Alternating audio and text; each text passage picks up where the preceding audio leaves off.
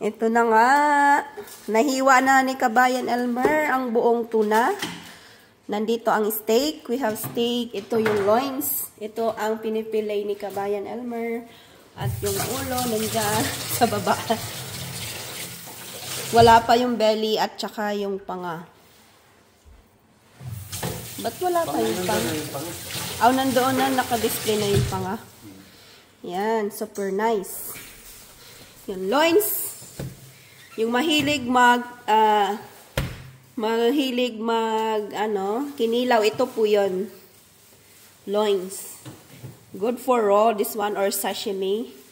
And then the belly part here. Ito yung black meat.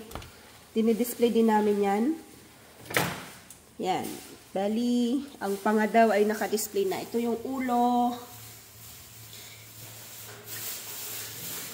Yan. Very nice. Fresh na fresh. Just arrived this morning.